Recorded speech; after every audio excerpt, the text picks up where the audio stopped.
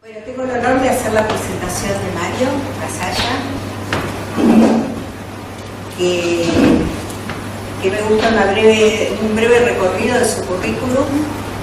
Es doctor en filosofía por la UBA, ha ejercido la docencia y la investigación superior en la UBA, en la Facultad de Filosofía de la Universidad de El Salvador, Colegio Máximo San Miguel, así como en numerosas universidades, tanto públicas y privadas, del país y del extranjero. Ha sido asesor del Senado de la Nación y consultor de organismos nacionales e internacionales en materia de cultura, educación, ciencia y tecnología. Se ha especializado en temas de filosofía contemporánea, psicoanálisis y pensamiento latinoamericano, en la perspectiva de una filosofía de la liberación, de la que participó desde sus inicios a comienzos de la década del 70. Preside actualmente la Asociación de Filosofía Latinoamericana y Ciencias Sociales, ASOFIL. Ha recibido varios premios nacionales e internacionales y es autor de numerosos escritos y libros, el último de los cuales es América Latina en Perspectiva, Dramas del Pasado, Huellas del Presente, tercera edición ampliada de Editorial Citus, Buenos Aires 2011. Esto se llama Filosofía y Política 70 años después. Para Gustavo Siciliano, Armando Porati y Jorge Bolívar, in memoria. Peronismo y filosofía. El mismo año en que se juró la Constitución de 1949, tuvo lugar en Mendoza la realización del primer Congreso Nacional de Filosofía, en cuyo marco el presidente Perón expuso los lineamientos teóricos que habían animado la redacción de ese nuevo texto constitucional. Allí, teoría y práctica se daban sitio en un mismo tiempo y espacio, algo nada común en procesos de renovación social. La filosofía no fue esa vez el búho de Minerva que levanta vuelo al atardecer, como recordaba Hegel, sino el ave auroral que acompañó ese cambio, mezclándose con el barro de la historia. De allí en más, las relaciones entre el peronismo y la filosofía se fueron haciendo cada vez más estrechas. Por eso, en no pocas oportunidades, ese movimiento se presentó a sí mismo como una doctrina filosófica, y a diferencia de otros partidos políticos, existió en su interior un cierto respeto por esa disciplina y por sus grandes cultores. Mientras que otras formaciones políticas pusieron más el acento en lo económico, el peronismo lo puso en lo filosófico, y fue desde esa visión general que enfocó lo político, lo económico y lo social. Y los mismos conceptos de doctrina y de ideología que tanto aparecen en sus textos liminares remiten siempre a una filosofía que los sustenta. Más aún, en el comienzo y en el final de su vida política, Perón se esforzó por ofrecer textos de clara impronta filosófica. La comunidad organizada en 1949 y el modelo argentino para el proyecto nacional en 1974. ¿Acaso este claro interés filosófico sea también la explicación más profunda de por qué el justicialismo fue también el impulsor del hecho académico más importante de la filosofía argentina? La realización del primer Congreso Nacional de Filosofía en 1949, reunión internacional que en cantidad y calidad no fue superada por ninguno de los posteriores congresos nacionales de esa disciplina en nuestro país. No voy a hablar aquí de las características internas de ese congreso, interesantísimas y algunas bien documentadas. Tampoco del marco internacional de la filosofía en la posguerra mundial, que se vivía en 1949, aunque resultarían claves para entender las tendencias filosóficas que polemizaban entre sí y que en buena medida están presentes en el famoso discurso de Perón. Tampoco me referiré ahora a las plumas, a los hombres que supuestamente intervinieron en la redacción de esa ponencia presentada por Perón al Congreso y publicada en actas, aunque con sus más y con sus menos se conocen algunos de esos autores entre bambalinas y no agrega demasiado contribuir al incremento de tal novela académica que a lo mejor nos interesa solo a los profesionales y a los practicantes de la disciplina filosófica, sino que me referiré a la idea central que anima ese discurso, la cual es sin duda alguna absolutamente original de Perón. La idea de organización y la de libertad, que debidamente combinadas permiten entender el planteo de una comunidad organizada, enunciado en 1949, elevado a rango constitucional al mes siguiente de su finalización y practicado de allí en más por Perón a lo largo de sus 3 periodos de gobierno. Si para Alberti gobernar era poblar, para Perón gobernar es organizar. Y esto es a su vez lo que conecta profundamente la política, en este caso al peronismo, con la filosofía. Es decir, que las relaciona sin superponerlas ni confundirlas. Punto 2. Del arte de la guerra a la lógica de la política. La frase con que se inicia la comunidad organizada distaba mucho de ser circunstancial. Dice Perón: Alejandro, el más grande general de todos los tiempos, tuvo por maestro a Aristóteles. Siempre he pensado, dice, que mi oficio tenía que ver con la filosofía. Y aclara a renglón seguido: el destino me ha convertido en hombre público, y en este nuevo oficio agradezco cuánto me ha sido posible incursionar en el campo de la filosofía. O sea que Perón sabía muy bien que filosofía y política son campos diferentes, con estructuras epistémicas, fines y obligaciones muy distintas entre sí, pero profundamente vinculadas desde siempre. Nacieron casi al mismo tiempo, con el modelo griego de la polis, y sufrieron vaivenes bastante parecidos. Por eso Perón, que era un militar profesional, sabía que al convertirse en hombre público, en gobernante, cambiaba de oficio. Y ese cambio le implicaría también mutar de métodos y también de referencias teóricas para mejor llevar adelante su acción de gobierno.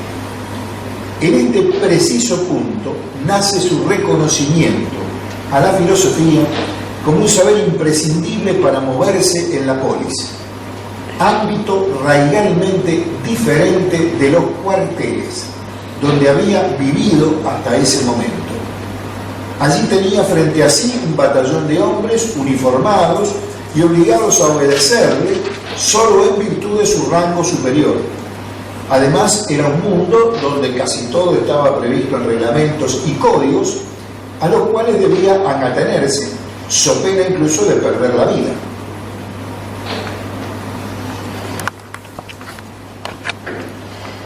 Muy diferente era este universo espiritual de la polis, al cual el gobernante empezaba recién a acercarse. Aprendió la lección rápidamente. No bastaba con sacarse el uniforme y vestirse de civil. Debía también cambiar de cabeza y de tipo de inteligencia y sabiduría, es decir, de logos. Devenido ahora él mismo un nombre público, en el sentido aristotélico del término, las cosas le serían muy diferentes. Y así como el rey Filipo de Macedonia llamó a Aristóteles para que se haga cargo de la educación de su joven hijo Alejandro, Perón se presentó ante el Congreso de Filosofía de 1949 como un hombre público y se autorizó para hablar en él, no porque fuera él mismo un filósofo más, sino porque era un político que, en su praxis efectiva y cotidiana, se encontraba a diario con los renovados problemas éticos que la filosofía venía tratando desde 25 siglos atrás. Lo cual también hace explícito en el comienzo de esta alocución, diciéndole al pleno de los filósofos que estaba allí reunido: no tendría yo jamás la pretensión de hacer filosofía pura frente a los maestros del mundo en esta disciplina que están acá reunidos. Pero cuanto he de afirmar se encuentra en la República en plena realización. La dificultad del hombre de Estado responsable consiste precisamente en que está obligado a realizar cuanto afirma.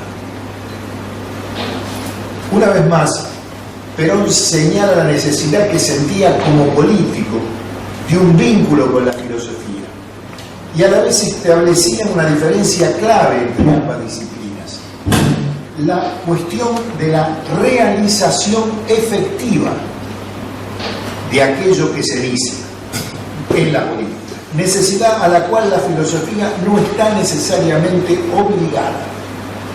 Y de inmediato les adelanta a los filósofos el contenido de su ponencia y le dice: he querido entonces ofrecer a los señores congresales que nos honran con su visita una idea política de base filosófica sobre lo que representa sociológicamente nuestra tercera posición. Era un político que conversaba con la filosofía sin pretensión alguna de hacer el ridículo papel de colega de quienes lo escuchaban. Digo en una nota al pie. Por eso Perón nunca quedó del todo conforme con el texto final de su ponencia publicada en actas. Años más tarde diría, textual: al texto de la comunidad organizada hay que leerlo, aunque no me gusta o no me resulta satisfactorio. Yo había preparado un texto muy claro, muy lindo, y lo di para que me lo arreglaran para filósofos, y me lo estropearon. Pero ahí está, igual sirve. Muy acertadamente comenta al respecto Armando Porati en su edición crítica de la comunidad organizada. Dice Armando: es que resulta insatisfactorio tanto para legos como para especialistas. Los primeros se sienten abrumados por el lenguaje, la acumulación de menciones de filósofos, citas y referencias. Y eso al mismo tiempo le molesta al especialista, que las siente gratuitas y como que oscurecen innecesariamente las exposiciones. El texto parece estar, dice Armando, voluntariamente escrito en un estilo demasiado gozoso. Y así fue porque, digo yo, como bien dice una sentencia popular, muchas manos en un plato hacen mucho garabato, y mucho más cuando son manos de filósofos. Punto 3. Organización y libertad. Organización y libertad suelen presentarse como conceptos antagónicos. A mayor organización, menor libertad, y viceversa. Mientras que los liberales, de distinto puño, suelen presentar a la organización como restrictiva de las libertades, los partidarios de la organización y el planeamiento no pocas veces se encuentran en la libertad de los hombres y de los pueblos un obstáculo para el desarrollo de sus planes y programas predeterminados. Esta tensión conceptual, que en la ética filosófica constituye uno de los temas fundamentales, en la acción política adquiere una urgencia práctica de primerísimo nivel, lo cual se agrava porque además el gobernante, el hombre público, no cuenta con el tiempo ni con la tranquilidad propia de la academia, del aula o del libro escrito. La política, por el contrario, es un arte todo de ejecución. El gobernante debe resolver problemas todos los días, y en esas resoluciones está en juego no solo su vida y su prestigio personal, sino el de la comunidad que lo ha elevado al rango de tal. Así, la política se mueve en el plano de lo que hace un rato decíamos como realidad efectiva, de aquello que Hegel, en su Ciencia de la Lógica, denominaba con el término griego, con el término alemán Wirklichkeit, en el cual, en la parte más compleja de la lógica de la esencia, en la cual la esencia, el ser, esta es la realidad efectiva, ya se ha manifestado, superando así el nivel del puro pensamiento del concepto, y lo ha hecho de manera tal que coincide con él. Esto es el final de la lógica de Hegel. La lógica del concepto es complicado. No existe en castellano ninguna palabra que reúna Wittgenstein, pero lo reúne el concepto de realidad efectiva. Una realidad donde el pensamiento se ha realizado, pero esa relación no es accidental, sino que tiene que ver con el pensamiento puro que como principio se ha desplegado y realizado en lo real. La práctica política es pensamiento en acto, entonces, y no mero activismo o realidad circunstancial. De aquí que el hombre público deba ser concebido como un intermediario entre la teoría y la práctica, y por tanto alguien siempre relacionado de alguna manera, como dice Perón en su discurso, con la filosofía. Digo en una nota al pie. Es curioso la persistencia de este concepto de realidad efectiva, que este concepto tendrá desde entonces en el discurso y en la práctica peronista. Tanto es así que en una de las estrofas de su marcha partidaria se lo utiliza explícitamente.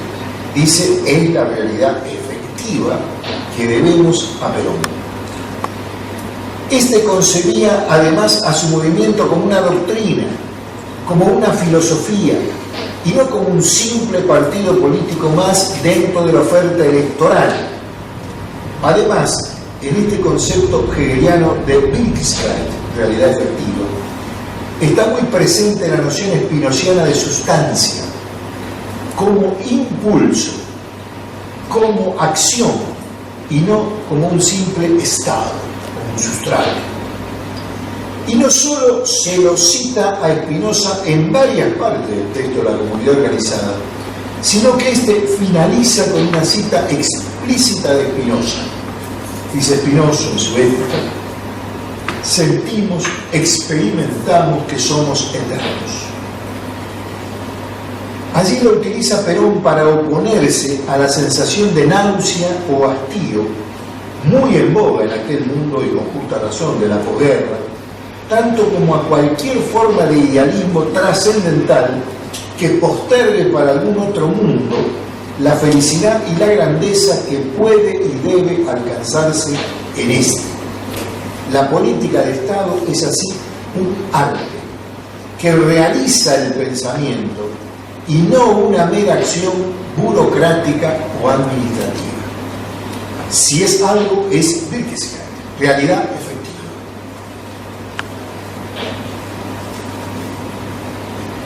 Por eso mismo, mientras en Mendoza sesionaba este primer Congreso Nacional de Filosofía, de alcance y representación internacional, en Buenos Aires lo hacía la Convención Constituyente, que preparaba una realidad efectiva, es decir, una nueva Constitución Nacional. Esta sería presentada y jurada el 1 de mayo de 1949, es decir, exactamente 22 días después de que se clausurara el Congreso de Filosofía. Señalo yo en una nota al pie. Cuando los concejales extranjeros regresan de Mendoza a Buenos Aires para volver a sus respectivos países, Perón los agasaja en el Teatro Colón con una función de gala, el 13 de abril de 1949, y les entrega a todos los congresales extranjeros el diploma de miembros honorarios de la UBA, de la Universidad de Buenos Aires. Al producirse el golpe de Estado de 1955, la mayoría de los filósofos argentinos que ejercían allí la docencia en la UBA y que habían logrado por su prestigio la participación de tales invitados de primer nivel internacional serán dejados cesantes en sus cátedras por el delegado interventor en el Departamento de Filosofía, Francisco Romero, y el rector de facto de la universidad, José Luis Romero, a quien sucedió Ricieri Frondizi. Firmó los correspondientes cesantías. En tanto, los estudiantes nucleados en la FUBA de 1949 ocupaban las instalaciones universitarias bajo la consigna "La universidad somos nosotros", repitiendo la misma actitud que tuvo la FUBA en el golpe de Estado de 1930, que derrocara al presidente radical Hipólito Yrigoyen. Allí, el rector de facto fue el ingeniero Enrique Butti, mientras que el notable Ricardo Rojas será el cesanteado de turno. Del punto 4, del antagonismo a la contradicción. Lo que Perón hará será dialectizar los conceptos de organización y de libertad, pasándolo de antagónicos a contradictorios. Así, el antagonismo diálico de tesis y antítesis, propio de la antigua dialéctica, pasa a ser triádico de tesis, antítesis y síntesis, según la decisiva reformulación hegeliana de la dialéctica antigua, que inaugurará el pensamiento contemporáneo. Mientras que lo diádico no tiene solución política sino guerrera, ya que exigirá la eliminación de uno de los términos, lo triádico sí la tiene, en tanto que la superación en una tercera instancia contiene las iniciales tesis y antítesis, pero en un nivel diferente que la sobrepasa. Por lo cual, con el 3, con el número 3, renace lo político por sobre la lógica de la guerra. Y decimos en una nota a pie de página, el verbo alemán aufgeben, que Hegel utiliza para explicar su dialéctica triádica, significa simultáneamente tres cosas: negar, conservar y superar. Esto que en tres verbos diferentes, digamos en castellano, en el verbo que Hegel usa para hablar de superación, es aufgeben. Es una negación que contiene y conserva al mismo tiempo que supera. Así, el Perón de 1946 no solo cambiaba de traje, sino también de mentalidad. El grado de general dejaba de ser un atributo escalafonario y retoma el sentido griego de la palabra estratega, estratego, aquel que tiene el atributo de la arjé, de los principios, y que entonces manda o puede ordenar porque conoce y conduce según tales principios, en los cuales se funda la acción adecuada para cada momento de la lucha. Otro punto más en que la política y la filosofía se aproximan. Comento en una nota al pie. En varios textos e intervenciones públicas, Perón utiliza para distinguir el grado escalafonario de general de la condición de estratega el ejemplo risueño de la mula del célebre mariscal de Sajonia, de quien decía: lo ha acompañado en todas sus campañas, pero nunca aprendió nada de estrategia. En cualquiera de los casos,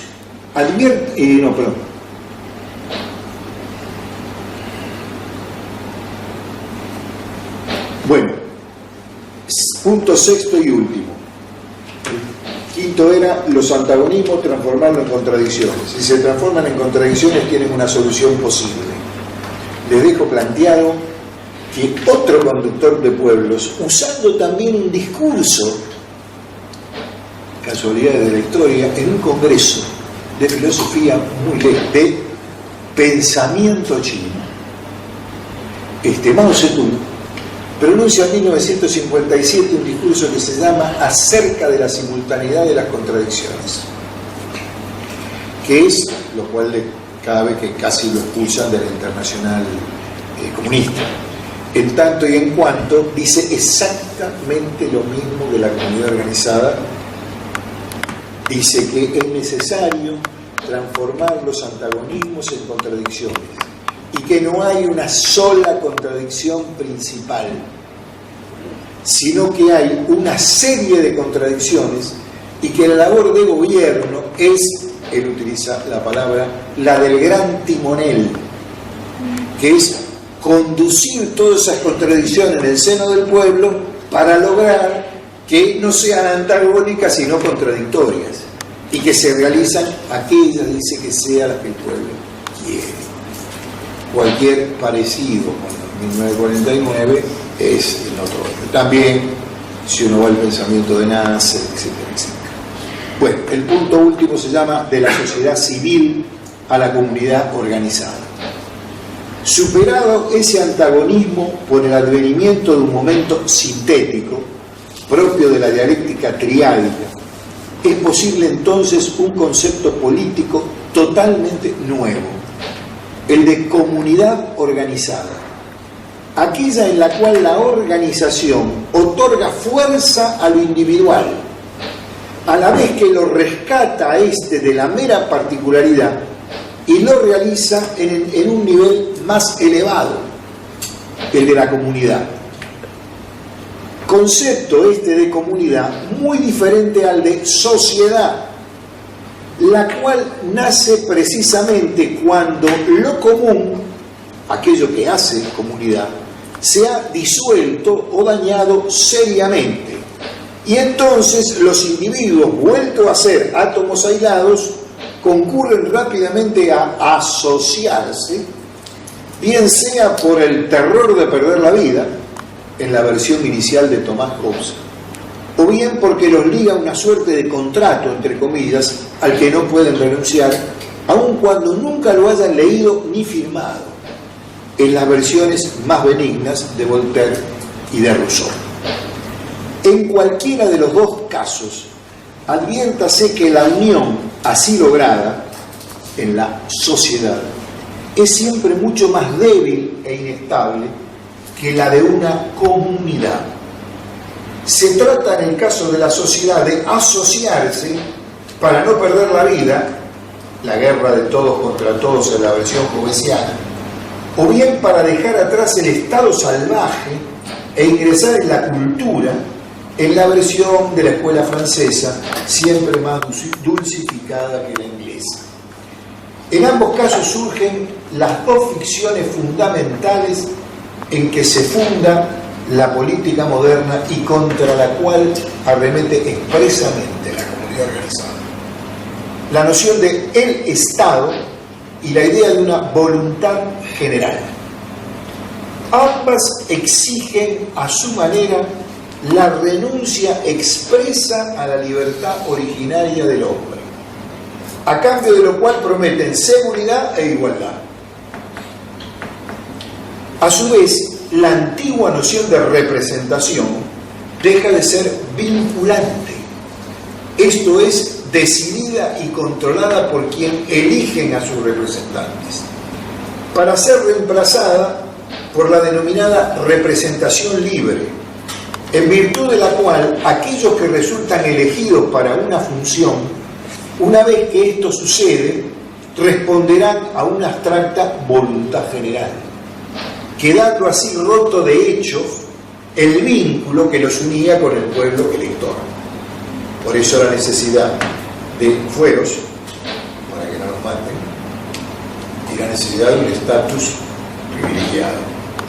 Por esto también de aquí en más tomará cuerpo constitucional aquella norma aparentemente lógica e inocente, entre comillas, que dice: el pueblo no delibera ni gobierna. Nuestra Constitución lo dice expresamente. El pueblo no delibera ni gobierna sino a través de sus representantes. Pero al mismo tiempo tipifica el acto de sedición para aquellos que no lo acaten. Todo eso acompañado en el plano ético por una virtud también moderna por excelencia y que nace disuelta de la comunidad. Esta virtud es la tolerancia. Esto porque mientras no tenga yo fuerza suficiente para imponerme a mi enemigo o competidor, no me queda otro remedio que tolerarlo. Resignación que muy pronto se presentará como una virtud. Todo esto supuso a su vez una mutación fundamental en la idea de libertad. Esta se vuelve ahora individual, egoísta, propia de cada ego, de cada yo. Corresponderá así al invisible contrato administrarla, al Estado garantizarla con el monopolio de la fuerza y de los palos, y al pueblo solo acatarla. Toda su participación, la del pueblo, terminará reducida a votar cada tanto, a no ser que un golpe de Estado o de mercado también se lo prohíba. Una nueva y pequeña idea de libertad que el sentido común, entre comillas, suele repetir también orgulloso y como si realmente fuera una virtud. ¿Quién no habrá escuchado a la maestra de grado o a cualquiera decir, niño, la libertad tuya termina donde empieza la libertad de tu compañerito? De manera que la aparición del otro, lejos de ser benéfica, es terrible, es más bien peligrosa y angustiante. Es necesario entonces tener una propiedad lo más extensa posible para que ese límite que aparezca el otro esté siempre lejano. Con lo cual, riqueza y propiedad celebran una alegre boda con muy pocos invitados. Nacía así la vida al pormenor. Esa misma que en estas dos primeras décadas del siglo XXI, en su versión capitalista y neoliberal, está definitivamente consumada y con la cual cada vez sabemos menos qué hacer. El proyecto de una comunidad organizada, presentado anticipatoriamente por Perón en 1949, iba precisamente en la dirección opuesta. Por eso, mirando al futuro y sin ninguna nostalgia restauradora de la vieja noción de comunidad, que se queden tranquilos, imposible e innecesaria, por cierto, esa ponencia escrita tiene plena vigencia como proyecto. Y esa ponencia escrita, pensando en este nuevo proyecto, terminaba con estas palabras, aún hoy tan convocantes como en 1949. Perón terminaba su discurso, ponencia, diciendo: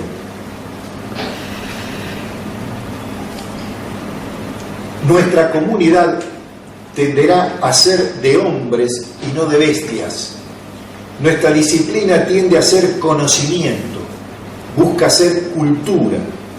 Nuestra libertad, coexistencia de las libertades, que procede de una ética para la cual el bien general se halla siempre vivo, presente, indeclinable. El progreso social no debe mendigar ni asesinar, sino realizarse por la conciencia plena de su inexorabilidad. La náusea está desterrada de este mundo, que podrá parecerles ideal, pero que es en nosotros, señores congresales, un convencimiento de cosa realizable. Este proyecto, inconcluso todavía entre nosotros, nos deja justo ante el umbral que yo desearía presentarles en unos minutos para provocar vuestra posterior conversación. Umbral es el nombre propio de un proyecto que cumplió este año, 2018, 10 años de concretado, pero tiene un final abierto, como corresponde a una nación inconclusa. Se materializó en un libro Este libro que está acá es un mamotreto de 755 páginas que se llamó Proyecto Umbral, cuyo subtítulo dice resignificar el pasado para conquistar el futuro. Ustedes lo pueden comprar, tener, lo editó nuestro editor de cabecera, Sicus, y me dijo que quienes le interese la otra vez pueden traer ejemplares a un precio razonable. Pero esto está también condensado en un video de unos 20 minutos de duración que lo sintetiza y que voy a presentarle a ustedes enseguida. En la redacción de ese proyecto trabajó intensamente durante más de un año un grupo de 7 investigadores argentinos con vocación y perspectiva latinoamericana e integradora. 4 de ellos filósofos que integraron por décadas este mismo seminario de Asofía: Gustavo Sirigliano, Jorge Bolívar, Armando Porati y quien les habla, junto a 3 historiadores, Francisco Pestaña, Hugo Chumbita y Oscar Castellucci, y una socióloga, Catalina Pantuso. La columna epistémica y metodológica en torno de la cual se vertebró la redacción de todo este proyecto fue la denominada metodología de proyecto de país, presentada y trabajada por Gustavo Sirigliano en este mismo seminario que están ustedes sentados a fines de la década de 1980. Lo presentó en el sótano donde sesionábamos antes en la calle Perú. La coordinación académica del grupo de investigadores, muy positiva por cierto, estuvo a cargo de Daniel Di Bartolo y de José Luis Di Lorenzo. Di Lorenzo iba a venir hoy, José Luis, y no pudo venir. Y la eficaz dirección general del mismo lo llevaron adelante Horacio Girini de este sindicato SADOP y Víctor Santamaría de Súter, a todos los cuales mucho reconocemos y agradecemos institucionalmente. Yo creo que si alguna vez dijésemos, bueno, ¿y este grupo qué herencia? Muchas veces acá se queda preguntar, y bueno, ¿qué hacer? Se me ocurrió mostrarles que después del 2001, del temor me sacudó, hicimos un enorme esfuerzo por plantear qué hacer. Me parece que tiene su actualidad. Así que bueno, apaguemos.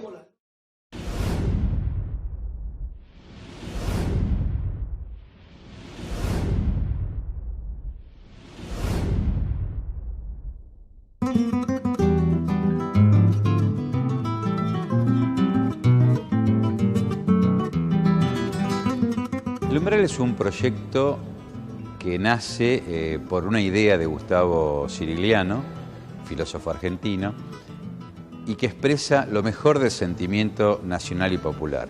El umbral es el primer paso que se da para salir de la casa, pero también es el primer paso para entrar a la casa.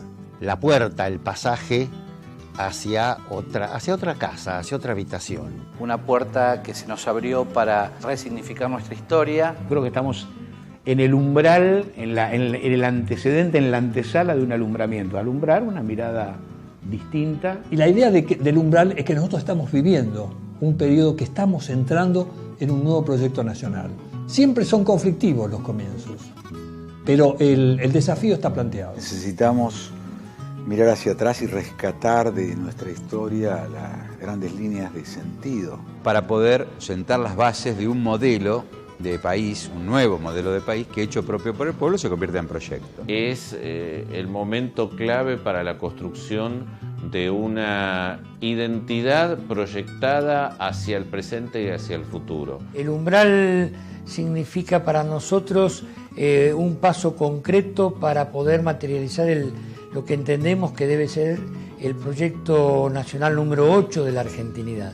Esto ya es toda una definición porque reconocemos en el haber de nuestra patria 7 proyectos nacionales: el de los habitantes de la tierra, el de la América Hispana, el de las misiones jesuíticas, el independentista, el proyecto del 80, el de la justicia social, el de la entrega incondicionada y bueno, el 8 sería el que queremos explicitar y transitar. Que los trabajadores podamos tener voz y voto y decisión, que podamos plantear una Argentina y la Argentina que viene con temas muy variados, digamos, de la comunicación, la energía, todo lo que hace un proyecto de país.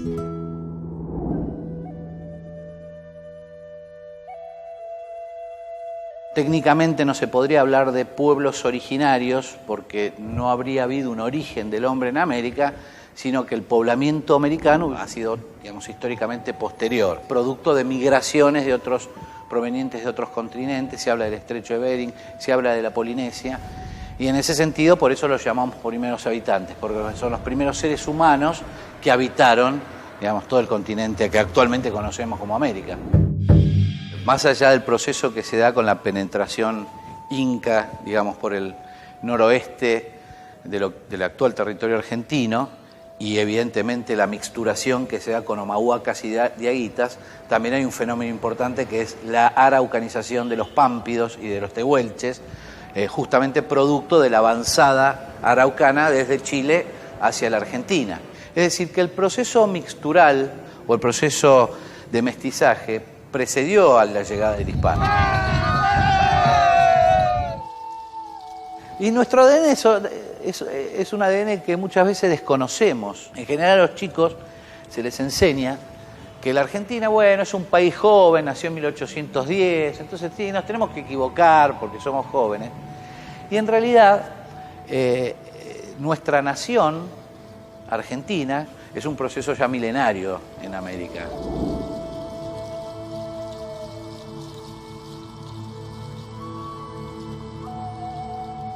Hay una lógica mestiza que precede, digamos, a la llegada del hispano. Y esa lógica mestiza se junta con otra lógica mestiza, que es la del español, que ya venía mestizado, digamos, durante muchos siglos por la presencia árabe en la península y de los judíos en España. Llamamos periodo colonial a 264 años, concretamente, del país, que empiezan en 1536 con la fundación de Buenos Aires y termina en 1800, en las vísperas de la Revolución de Mayo, donde ya somos el Virreinato del Río de la Plata. Dentro de allí había varios modelos y evidentemente uno era la Argentina colonial para el funcionariado español, otro era para el indígena, otro era para el criollo que estaba surgiendo, etcétera, etcétera, ¿no? El legado de aquellos años es fundar una nación. En 1776 lo que hay es un país. El país está dependiendo de España. Es un virreinato ya con todas las de la ley y ya no depende de Perú. Y claro, fundar una nación implica pelearse con la madre. La nación la fundan los padres generalmente. Hablamos de padres fundadores porque la separación de la madre España fue muy costosa. En 1800 estábamos preparados para hacerlo. Por eso, ni bien la madre estuvo ocupada con Francia, que la invadió, inmediatamente sus hijos americanos comenzaron el largo proceso de fundación de una nación.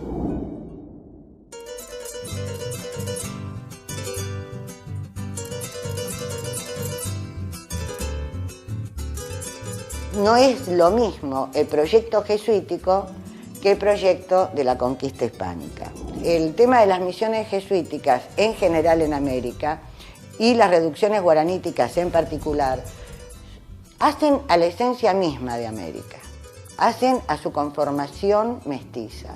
Cuando llegan los jesuitas, por esta experiencia de lo que ellos llaman evangelización inculturada, que quiere decir evangelización con las formas que tiene la cultura local, no se podía enseñar el catecismo en la lengua castellana. Los jesuitas tenían dentro de sus universidades la obligación de aprender quechua, aymara y guaraní. O sea, junto con los jesuitas llegaba la educación. Esto hace que todos nuestros primeros habitantes de Córdoba, de La Rioja, pudieron tener una lengua que cuando Tupac Amaru se levanta es comprensible para todos. Para mí la herencia fundamental del proyecto jesuítico es el mestizaje cultural. Específicamente la posibilidad de que un proyecto ajeno se establezca en otro lugar con características propias del lugar donde se están asentando.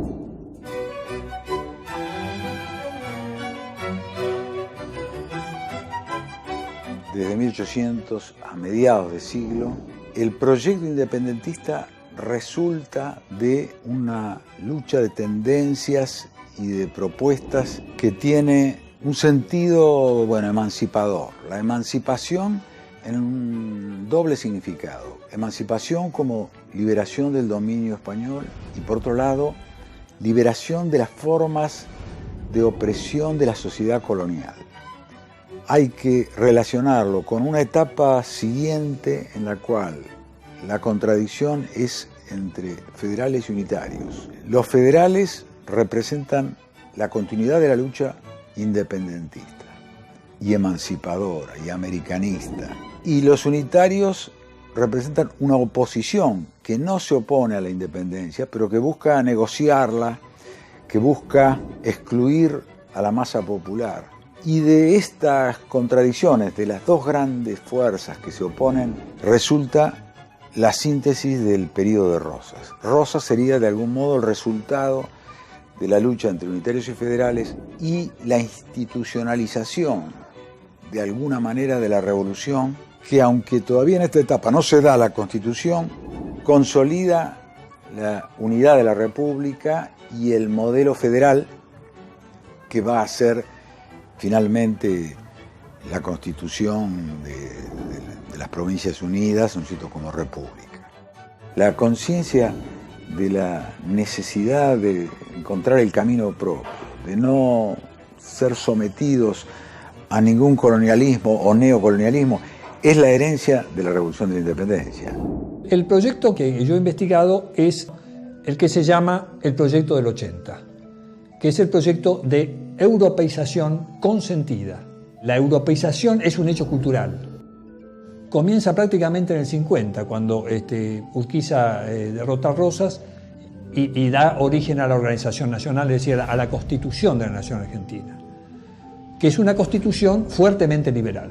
La Argentina es primero un Estado y después va a ser una nación. Como había venido tanta inmigración, la inmigración tardó mucho tiempo en nacionalizarse. Eso obliga, digamos, a los hacedores del Proyecto del 80, a partir de Roca, a pensar en la cuestión de la nacionalización. Ese proyecto nacional salió herido de muerte en la brutal oposición bárbaros civilizados. Porque ni los bárbaros eran tan bárbaros ni los civilizados eran tan civilizados. Y además había una idealización de los civilizados que no había en ninguna parte del mundo. La vigencia fundamental del Proyecto del 80 es que crea las instituciones políticas con las que nosotros seguimos viviendo. Nosotros seguimos viviendo el cuerpo orgánico que nos creó el Proyecto del 80. Conviene advertir que en el Proyecto del 80, trabajado por Cirigliano, queda incluido el irigoyenismo dentro de esta tarea proyectiva. Hay que subrayar que Irigoyen constituye el momento de la revolución política, el momento de la democratización del proyecto, lo que en general los historiadores van a llamar la república verdadera. Pero el irigoyenismo no logra la independencia económica y de esa manera ese proyecto queda todavía incluido dentro de la estructura orgánica que había construido la nacionalidad del Estado roquista.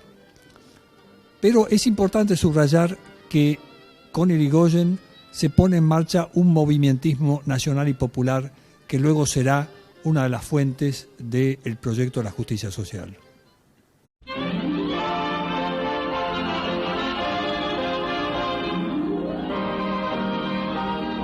El proyecto de la justicia social es el proyecto desarrollado en el periodo histórico que coincide con el del peronismo. Primero, derecho de trabajar. El trabajo es el medio indispensable para satisfacer las necesidades espirituales y materiales del individuo. Y la comunidad, la causa de todas las conquistas de la civilización y el fundamento de la prosperidad general. Y hay que el derecho de trabajar debe ser protegido por la sociedad, considerándolo con la dignidad que merece y proveyendo ocupación a quien la necesite.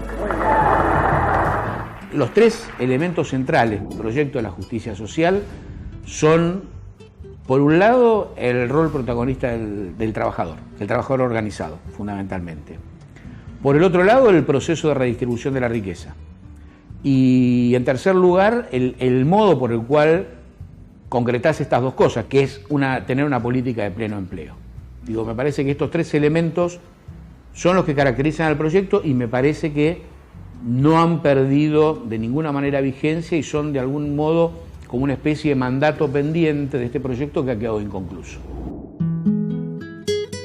La comunidad organizada me parece que sintetiza un elemento fundamental que es la posibilidad del desarrollo del yo en el nosotros, donde escapa, digamos, con una alternativa propia los planteos tradicionales que pueden venir tanto del lado del liberal capitalismo como del colectivismo marxista. Ni un hombre aislado, individualizado, lobo del hombre, ni un hombre anulado en lo colectivo. Siempre Perón dijo en sus discursos una frase que él se refiere siempre a la felicidad del pueblo y a la grandeza de la nación. Me parece que esos son dos elementos fundamentales, pero además en ese orden. De un pueblo feliz deviene la grandeza de la nación, sin ninguna duda.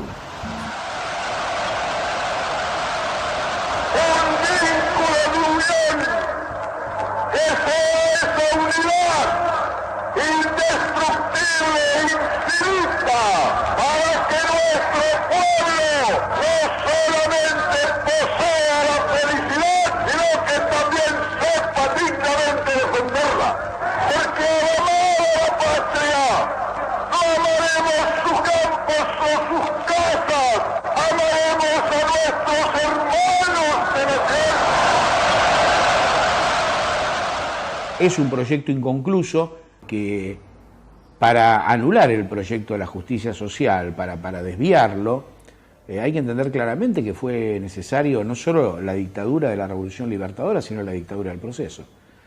Fueron necesarios los 30.000 desaparecidos.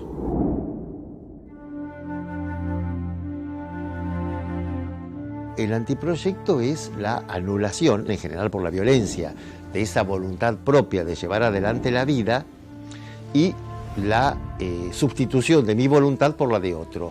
Sería lo que en términos individuales es la equivalencia de la esclavitud. Como si la voluntad de Dios quisiera demostrar sobre estas tierras de cuánto es capaz el ejército argentino cuando lucha por la libertad, la paz y la justicia para su pueblo. Las fechas son en buena medida arbitrarias, pero hay fechas muy cargadas, muy densamente simbólicas, que pasé al comienzo de algunos de estos tramos de nuestra historia. La más fuerte para el inicio del antiproyecto es 1976, el golpe de Estado de marzo de 1976. Comunicado número 1 de la Junta Militar. Se comunica a la población que a partir de la fecha el país se encuentra bajo el control operacional de la Junta Militar. Un proyecto es siempre un proyecto de nación. Un antiproyecto, en primer lugar, es un proyecto de no nación. Es que no está negando solamente el anterior, que para el caso sería el proyecto de la justicia social, sino que niega todos los proyectos anteriores. Ahora, este antiproyecto tuvo dos momentos muy claramente diferenciados. Por un lado, el de la violencia militar. El método es el terrorismo de Estado y creo que el objetivo profundo, el objetivo estratégico era la destrucción del trabajo. Se abre, señores, un nuevo capítulo en la historia económica argentina. Hemos dado vuelta una hoja del intervencionismo estatizante y agobiante de la actividad económica para dar paso a la liberación de las fuerzas productivas.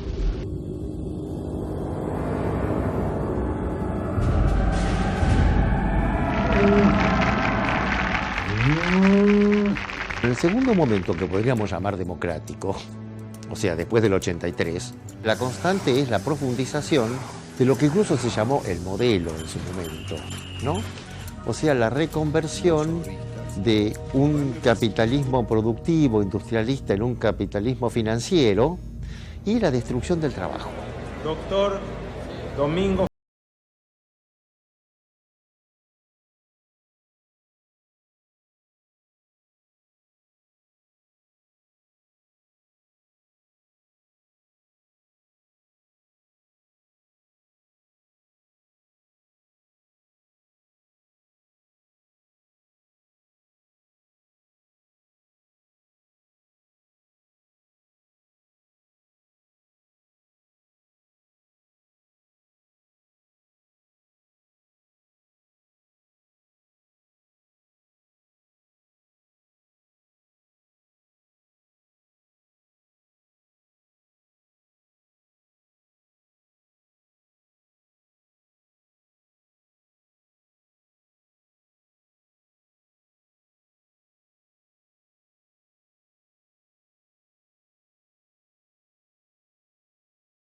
Que fuimos sometidos.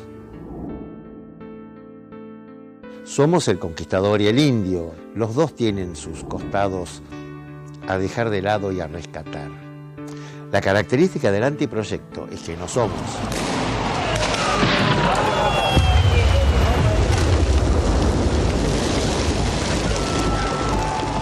Somos el pueblo ocupado. El otro es la potencia que intenta que no seamos.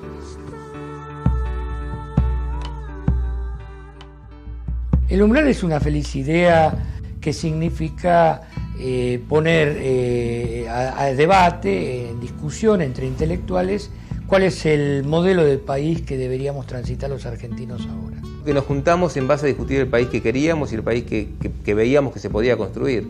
Entonces me parece que si uno puede llegar a participar, ver los grandes temas nacionales, de no agotarse solamente en los reclamos sectoriales nuestros que son importantes para nuestros trabajadores, sino también ver una cosmovisión que tiene que ver con el desarrollo del país, creo que eso es lo que lo hace rico al movimiento obrero justamente, y creo que lo que le ha dado el proyecto de la justicia social, como se establece que es el proyecto del peronismo, es justamente que los trabajadores podamos tener voz y voto y decisión en ese proyecto nacional. Un proyecto nacional no es un programa de gobierno.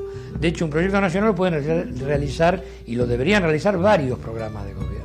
Pero ¿con qué fines? ¿No? Para tener una Argentina que es agroexportadora e industrial, con miras a Europa, con miras a América Latina, todas esas preguntas estratégicas, trascendentes, es lo que nosotros queremos disparar como motivación. El proyecto de país es redescubrir esas líneas de vigencia y proyectarlas hacia nuestro futuro. El movimiento obrero necesita tener un rol dentro de un proyecto de país y un proyecto de nación. Es tiempo de soñar, es tiempo de pensar y sentir un futuro posible. En 50 años la Argentina, ¿qué país tiene que diseñar? Si nosotros podemos desarrollar un proyecto de país donde haya una verdadera distribución de riqueza, donde la justicia social sea una de las banderas principales, donde realmente nos podamos desarrollar como personas a través de la cultura del trabajo, ese va a ser el proyecto de país que por lo menos nosotros queremos. Si uno no tiene trazada una ruta, es muy difícil saber a dónde va a llegar. Cuando un país no tiene proyecto, eso sí, es seguro que está en el proyecto de otro país que es más poderoso que él.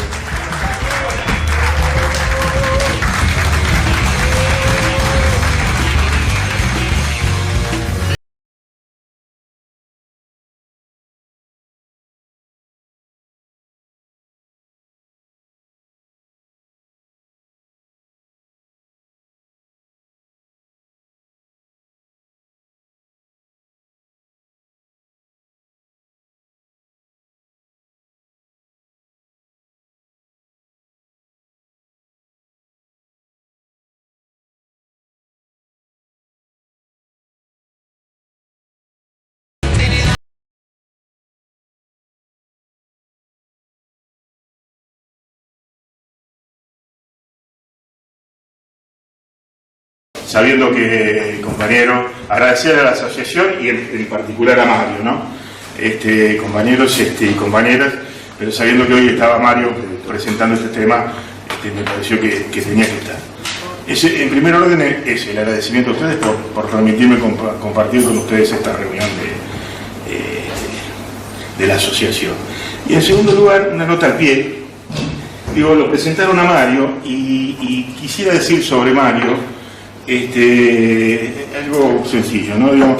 En estos tiempos de de luces, de colores y de brillantinas, en estos tiempos que soplan vientos de éxitos y de negocios en torno a cosas que parecieran ser otra cosa, como el deporte. Y en un día como hoy, hago un homenaje también, como lo hizo la compañera, muy acertado, a Mario, porque el hombre piensa y siente situado, ¿no? El hombre no deja de pensar y de situarse en su club de barrio, en su querido y glorioso Chacarita Juniors, y digo, me parece que eso habla de la persona, habla de la integralidad y de la totalidad del compañero, ¿no? Entonces digo, bueno, vale la pena, cuando hoy el deporte, cuando hoy las instituciones de barrio han dejado de brillar ante las luces del centro, ante los negocios, en un día como hoy, donde más se habla de, perdonen la pasión que tengan aquellos de Boca, más se habla de negocios que de fútbol, en los clubes de barrio, como el glorioso Chacarita Juniors, equipo que fue campeón en primera división, equipo chico que fue campeón en primera división, en clubes de barrio todavía se sigue haciendo fútbol, se sigue hablando de fútbol y se sigue resistiendo al gerenciamiento, esto es, a la privatización, tema del cual hablan los que hoy conviven con las luces del centro. Yo digo, es un ejemplo de pensar situado también ahí el compañero Mario Casas. Bueno, empezamos con este grupo, después si alguien quiere incorporarse, lo podrá hacer. Vamos a hacer como otras veces. Se van a hacer 3 personas que hablen para que luego Mario pueda atender a yo o los del video. Los del video. A través de también. Hablan con el más allá. Pueda atender a las preguntas o comentarios. Entonces empezamos con Juan Pablo. No, son 2 observaciones cortitas, más que sobre el video, sobre la presentación de Mario, y tratando de ver qué cosas sobre la propuesta de él, a ver qué pensamiento nuevo nos disparaba. La primera es, te agradezco el énfasis con el que leíste el artículo que estaba buscando, el 22 de la Constitución, porque hace poner en evidencia algo que, digamos, esto de que el lenguaje, el pueblo no gobierna ni delibera sino a través de sus representantes. Denota toda una intención porque bien podría haber sido redactado, el pueblo gobierna y delibera, lo hace a través de sus representantes. Pero el poner la negación ya era denota la intención. Esa es una que me pareció muy interesante. La otra, sumando, o sea, agradezco esto de habernos puesto en claro el tema de los antagonismos contra las contradicciones que permiten una superación, porque hoy, ayer o antes de ayer, escuché en la radio a Piñanelli, el Desmata, haciendo otro comentario, pero me aclaré alguna cosa, digo, claro, la derecha tradicionalmente era o en su vertiente del Partido Conservador o en su vertiente liberal. Ellos han logrado unirse, han logrado sintetizar, han logrado amontonarse, renunciando. Los conservadores renunciaron a su nacionalismo y los liberales renunciaron a su defensa de los derechos civiles o republicanos. Con lo cual, ahora tenemos una derecha que es a la vez apátrida y salvaje. La pregunta sería, ¿cómo hacer para lograr la unidad, no mediante el renunciamiento, sino mediante la superación? Que sería todo o sea, no donde los sectores renuncien, sino donde puedan ser superados. Esa era una... Eso son. Bueno, bien. Juan. Casualmente, con la misma frase de la Constitución, que el pueblo no gobierna ni delibera. A mí me hace ruido, Mario, porque en realidad el pueblo sí delibera, ¿no? En sus organizaciones, ¿no? Y está el rol, bueno, es un tema que me preocupa, cuál es el rol entonces de las organizaciones libres del pueblo, sino tener algún grado de injerencia, de presión, de lobby, para usar un término ante los que gobiernan, ¿no? Y aparte, sí, hace poco vi un video de Dulce que como que contrafirma que el desafío de la actualidad es pasar de una democracia delegativa a una democracia participativa. Si solo gobierna, como decís, a través de sus representantes, está como confirmando la delegativa, ¿no? Y ahí hay un intríngulis, ¿no? Porque sabemos que los factores de poder inciden todo el tiempo en la política pública, ¿no? Nada, creo que hay que resolver esa, ¿no? Hay una cosa ahí que me hace ruido. Si la lógica triádica de la que vos hablabas no deja abierta la posibilidad también de que surja el enemigo, no solo el adversario. Es una pregunta. Segundo, nosotros utilizamos la categoría pueblo, cuyo eje es su capacidad de organización, pero la forma primigenia de organización del pueblo como tal no es la elección de una conducción de ese pueblo. Y la tercera pregunta es, ¿por qué hablar de inconclusa y no en desarrollo? Cuando hablamos de este proyecto, cuando hablamos, digamos, de lo que significa esta visión que en términos políticos se habla de nacional y popular, decimos es una revolución inconclusa, porque da la impresión de que, bueno, se cortó y ya está. En tanto que en desarrollo significa que no terminó, pero que sigue. Esas tres preguntas. Es mío porque a ello está dedicado, eso los autores. Nosotros trabajamos este proyecto sobre una idea de proyecto absolutamente original de Cirigliano. Cirigliano plantea una metodología de proyecto de país. Y nosotros tratamos con esa metodología, que además ustedes tienen el método.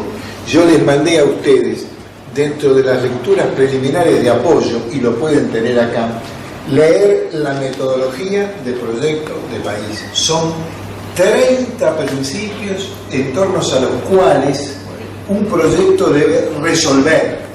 Por eso yo me permití decir, muchachos, un día querían deberes prácticos, nosotros hicimos los deberes prácticos. Por ejemplo, yo quiero simplemente recordar los 5 primeros proyectos. Los 5 primeros, podría recordar otros, pero para darse cuenta lo que hay que determinar en cada caso y enseguida volver a esto. Y se nos exigió, fue muy exigente la conducción académica, mucho más que un proyecto de CONICET o cosas por el estilo. Tanto nosotros teníamos que escribir y explicar y qué propuesta cada cosa. Aplaudimos al final porque la verdad que fue un laburo ímprobo. Principio primero, todo proyecto nacional libera y moviliza reservas, población y recursos naturales, hasta ese momento sin uso o marginadas y conflictivas. Bien, ¿qué reservas deben liberarse en este momento y ser movilizadas tanto de población como de recursos humanos que hasta el momento están siendo marginadas o conflictivas? ¿Y cómo podría apoyarse un proyecto en esa liberación? 2. Todo proyecto nacional rehace u organiza su espacio físico y geográfico. La teoría de la guitarra de Roberti nos podría dar el marco teórico para esto. Más aún, uno de los principios por ahí por el final dice, todo proyecto del país decide su capital. Si no la decide, es la decidida. El proyecto 3, todo proyecto nacional es estructurante y totalizador. No dije que, digamos, sea que totalice mi estructura como a mí me gusta. Por eso dice Cirigliano en la frase final, muchachos, proyecto hay siempre. El problema es si es el mío o es el de otro. Rápidamente voy a las preguntas, de atrás para adelante. Sí, Alfredo podría entenderse inconclusa o el desarrollo. No es lo inconcluso entendido como una receta que dice llegamos hasta acá y a la... No, nosotros estamos peleando. Esta nación es un proyecto inconcluso. Nosotros el año que viene vamos a votar, y ahí introdujo la otra categoría clave que introdujo el proyecto, a través de Armando. Nosotros hasta ahora sabíamos muy bien que el pueblo, por lo menos algunos, lo que veníamos de la corriente nacional en filosofía latinoamericana, que el pueblo es el sujeto del proyecto histórico, pero que no tenemos un concepto mítico mágico del pueblo. El pueblo es lo mejor que tenemos y lo peor que tenemos. Lo peor que puede surgir, yo siempre digo, el peronismo es lo peor y lo mejor que tiene el pueblo argentino, porque teníamos una categoría hasta ese momento que era la categoría de masa, pero él había previsto perfectamente bien que el pueblo vale por aquellos que lo encuadran y lo conducen. La primera tarea del conductor es forjarse al pueblo. No está hecho. Por eso Perón dijo, señores, no me pueden dar a mí la Secretaría de Trabajo y Previsión en vivo, la regalaban. Ahí estaba. ¿Quién tiene que organizar a los trabajadores? Lo organizó. Le dijo un momento, además cuando el que lo organizó como hacen los milicos. Lo regaló y dijo, bueno, mire, definen ante la Secretaría de Trabajo, primero definen. Lo voy a contar con cuenta ganada. Si son más de 5.000, seguimos. Fueron más de 5.000. Entonces el proyecto no está inconcluso. El proyecto requiere formas de organización. Esas formas de organización son en cada caso distintas. El pueblo puede transformarse en esto, que es nuestro pueblo, transformado en masa, dice. Cuando un pueblo, podríamos hoy decir, si queremos una cosa más actual, y es de people, es la gente. 49 dice al revés Horacio, Armando de 94. Sí. El pueblo consumidor. Es decir, nosotros tenemos, entonces en este sentido, nosotros habíamos hablado de la categoría de antipueblo, pero Armando desarrolla acá muy finamente la idea del antiproyecto.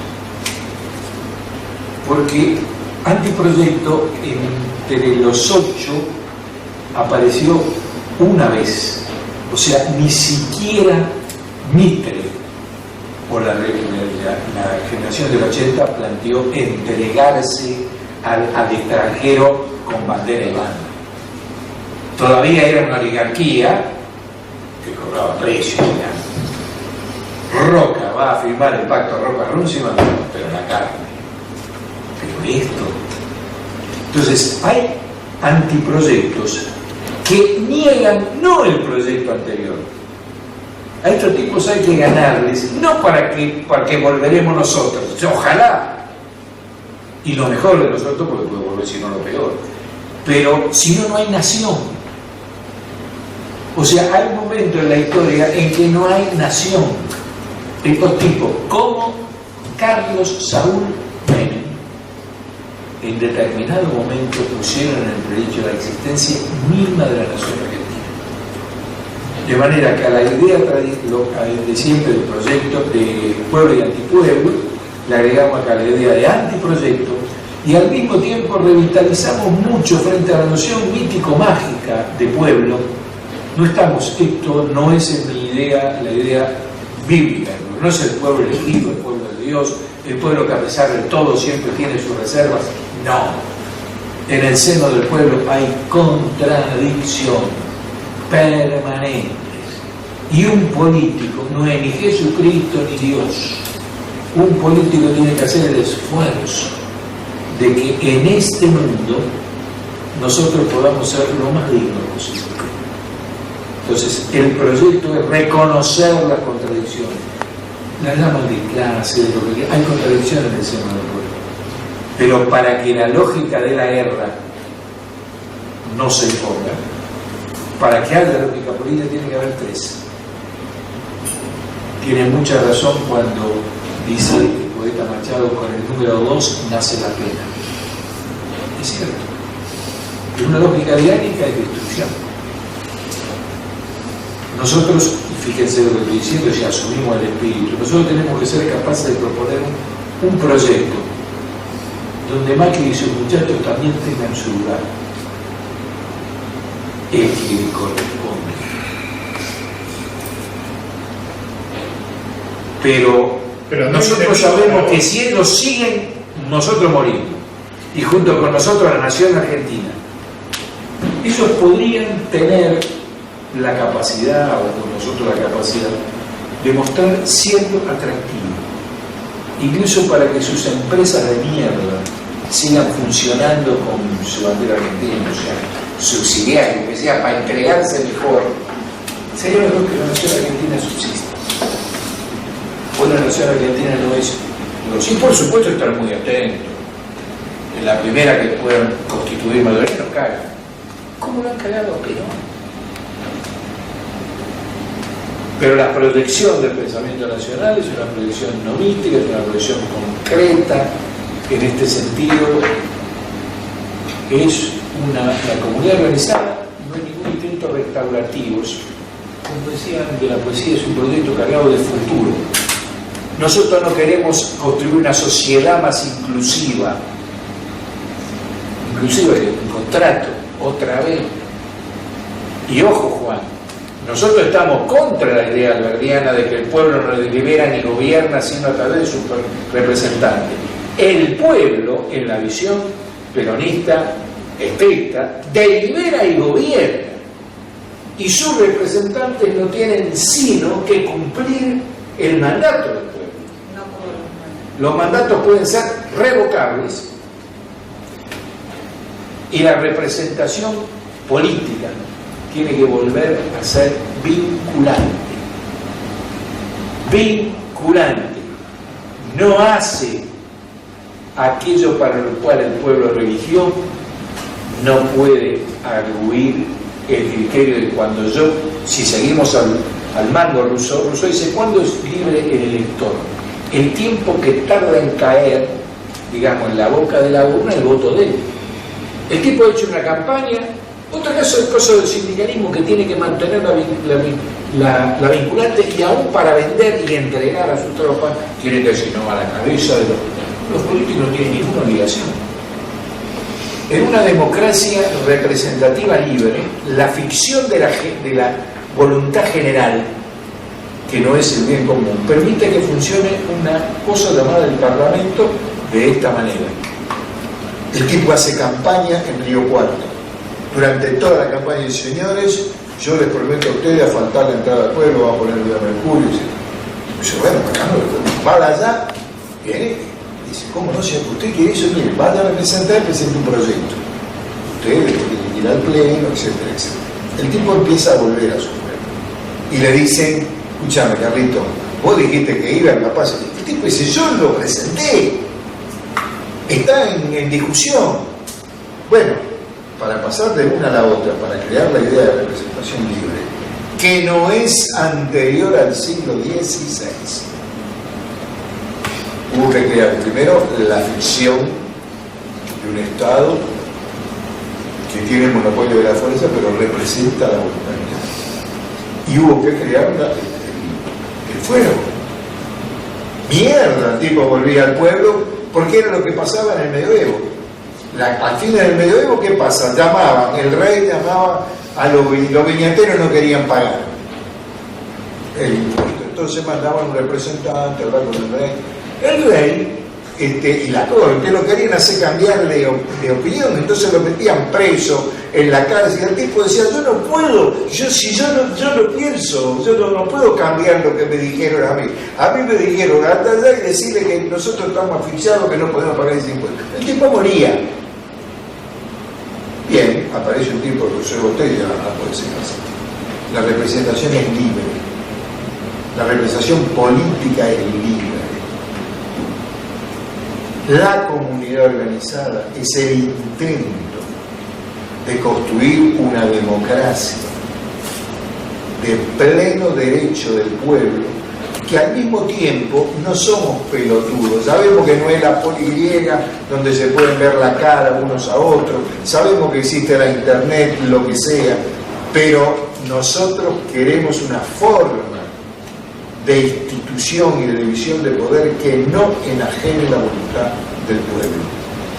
Se van a bancar el neoliberalismo y el liberalismo progresista le va a decir, ¿empiezan los muchachos a evolucionar hacia el fascismo?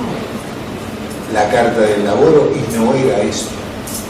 La Constitución de la provincia de El Chaco, ahora provincia del Chaco, territorio nacional llamado Presidente Eva Perón, provincia de No, esa es La Pampa. Perdón. Presidente Perón. Presidente Perón Sí. hace una constitución donde véanla, y es la que dice que además de representantes elegidos va a haber representantes.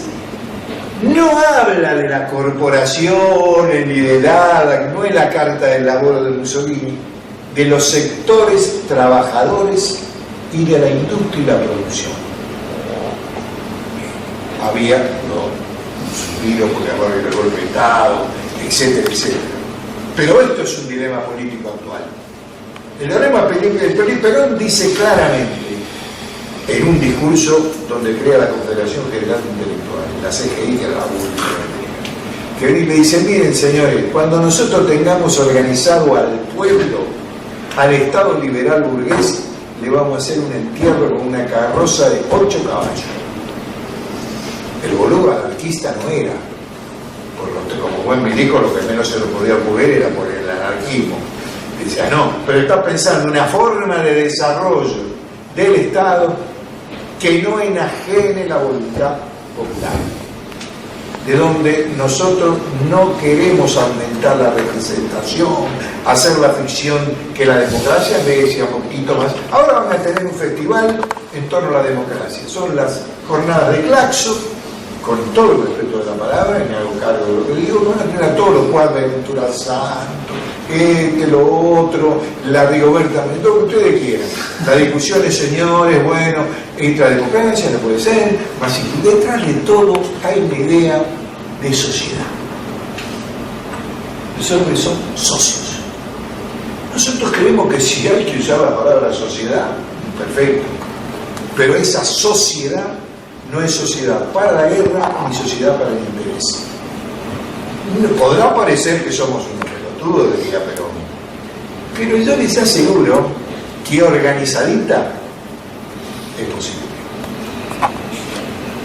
Hace poco, en un gran término, solo con esto, un discurso de Cristina que a mí me pareció genial, el discurso de su relanzamiento político en la cancha del Senado. En medio de la discusión general, hay toda una apuesta, pero la mujer dice algo importantísimo.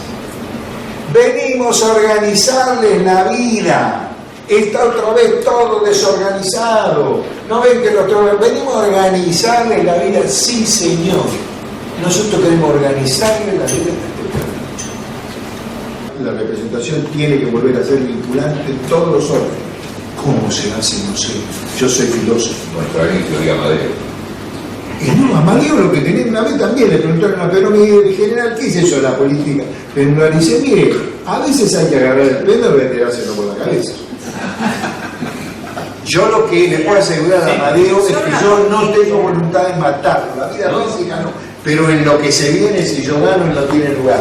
Tendrá que volver a ser el Amadeo de 30 años atrás o estar en la cola. Amadeo merece vivir. Merece vivir la vida que se supone. John Locke lo aplaudió. Cuando dijo eso, John Locke lo aplaudió. Porque es el liberalismo más fino y preciso. Yo me represento a mí mismo porque tengo la racionalidad universal y expreso a la clase de los propietarios. Y ese germen está en nuestro pueblo. Nuestro pueblo tiene. Sí, pero ese germen está en este pueblito también. El problema es que lo convocamos para la pero en ese momento estaba ocupando un espacio que no le permitía eso. Bien, organizarte para agarrarlo de una patada en el culo y que no esté más ahí. No hay otra respuesta. Seguro. La idea de antiproyecto te dije, y el lugar del pueblo, creo haberle hablado, el lugar del pueblo vale por la organización, pero el pueblo no desaparece. ¿Por qué sigue habiendo juego? ¿Por qué no se puede cerrar el proyecto histórico? Porque aún ha venido Massa o devenido sociedad. Insiste, es como una neurosis repetitiva, insiste.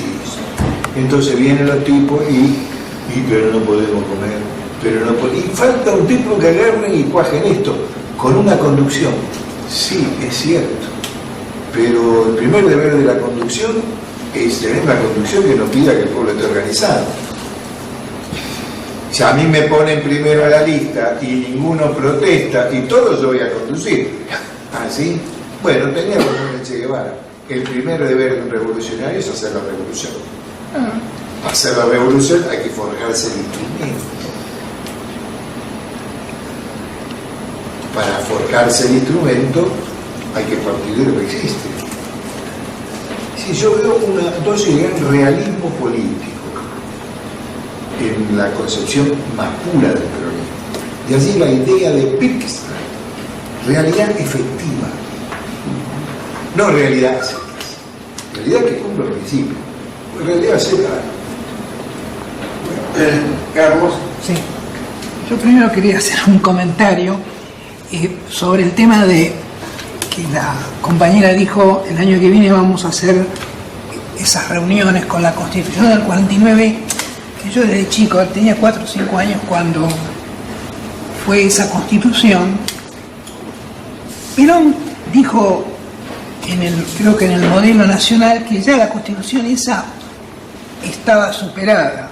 Digo esto más allá del cariño que le tenemos, como una cuestión de que la realidad de 30 años posteriores mostraban que la alianza que Perón suponía era con el 80% que hablaba con los radicales. Bueno, es un comentario. Después, con relación a la comunidad organizada, mi sensación es que dentro de nosotros, el movimiento, se habla mucho de comunidad organizada, pero en realidad se la practica poco. O sea, vale decir, nosotros, no me quiero excluir porque sería pedante, tenemos el germen del neoliberalismo y si bien nos llenamos la boca del peronismo, seguimos operando a veces como neoliberales. Entonces, ese es un tema que habría que profundizar más para hacer lo que Perón, que todo hombre de Estado está obligado a hacer lo que dice. Nosotros no somos hombres de Estado, pero somos militantes. Bueno, y la otra idea que realmente me quema la cabeza, perdónenme, es que tenemos que, como esto el año que viene se dirime, y bueno, se puede perder o se puede ganar, pero nosotros tenemos que poner toda la carne al fuego. Cada uno de nosotros tiene que salir de acá, no sé, a ver a cuántos puede convencer para que en octubre del año que viene podamos nuevamente ir al gobierno. El poder después veremos, pero primero ganemos el gobierno. Creo que no tengo ninguna otra palabra más que decir. ¿A mí? Tengo varios conceptos porque todo lo que pusiste me viene al pelo para completar lo que escribimos con Alejandro en estos días. Un paper que en este momento tiene 14 páginas, que lo llamamos El Poder, y desarrollamos una serie de cuestiones que yo expuse ligeramente al final de la reunión pasada, cuando comenté cuál era el verdadero peronismo, si el de Perón o el de Menem, considerando los 12 años de Perón vivo y los 24 de sucesores peronistas en el gobierno encabezados por Menem. Entonces hago la reflexión conflictiva a propósito para el debate, y sobre esa base escribí un borrador que Alejandro y yo corregimos juntos durante las últimas 2 semanas, y habríamos terminado para esta mañana si no era por el accidente de Graciela, pero que lo baso en el razonamiento económico de las estructuras productivas desequilibradas, que es el planteo bastante conocido acá entre algunos de Marcelo Diamant, que se refiere a la creación de una estructura de producción de altísima productividad mundial, que es la pampa húmeda, de la cual se apropiaron los que luego se llaman oligarquía, porque son los que definen todo el tema.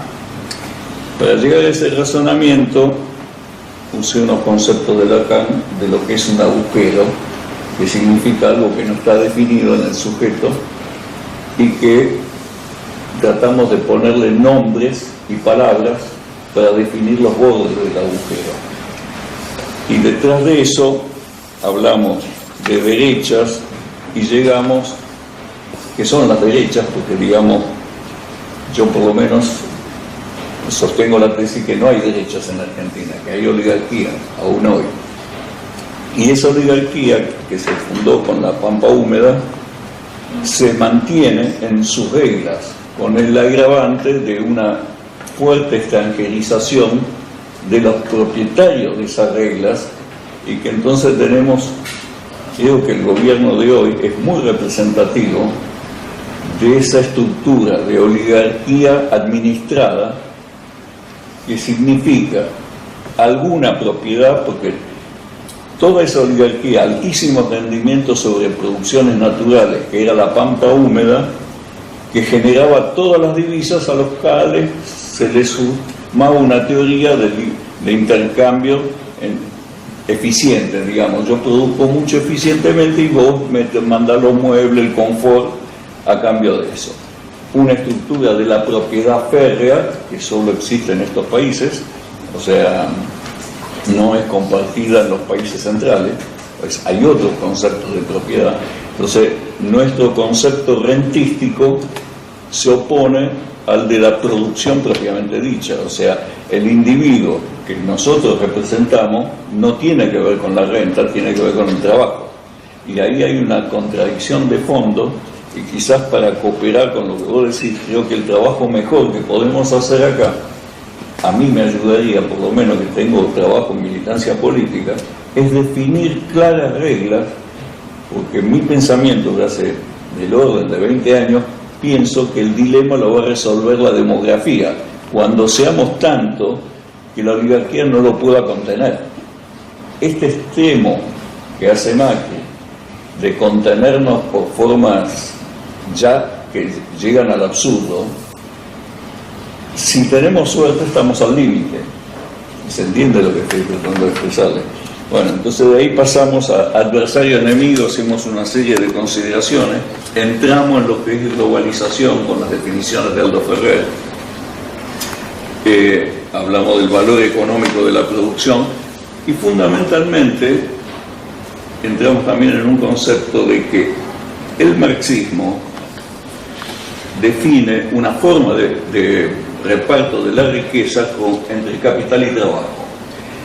Pero hoy la financiarización es un estimado que hice para perfeccionar, incluso entre nosotros, representa la producción y la puja entre trabajador y capitalista un 4% del Producto Bruto.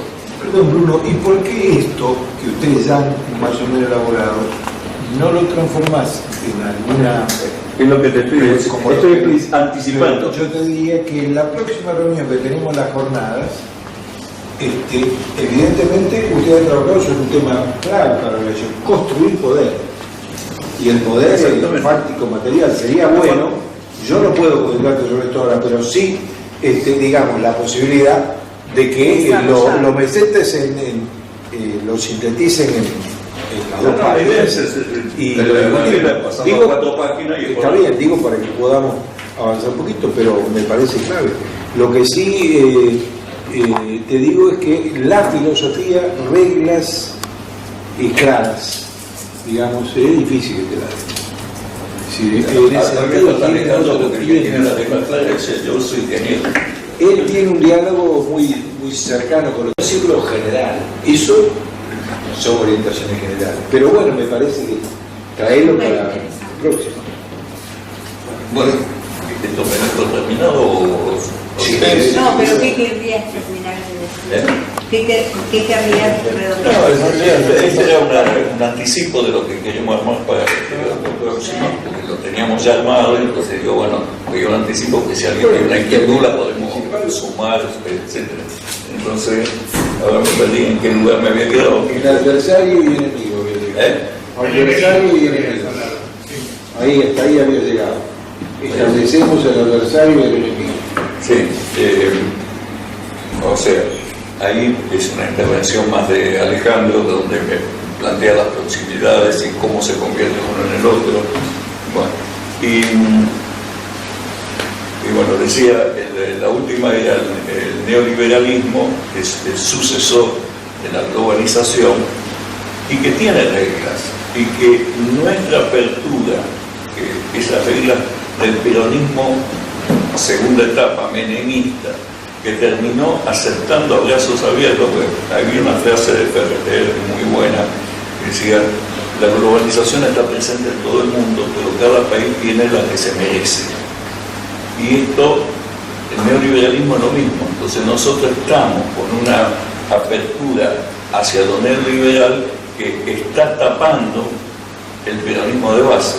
Entonces esta grieta y esta voluntad de exterminar el peronismo que tiene el Departamento de Estado o Macri o toda esa sucesión, o sea, no lo está consiguiendo.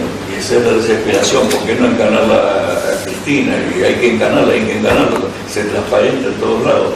Porque el tema de la desvirtuación de este modelo que se opone, los últimos estudios, y es cierto, es que se acuerdan que se hablaba de 200 grupos tienen el 50% de la riqueza, después fueron 50 grupos, después fueron 8 grupos, y ahora está que el 1, un pedacito de uno más tiene el 50% de la riqueza. La concentración de la riqueza está en el 1% de las firmas mundiales. Entonces tiene más poder que todos los estados.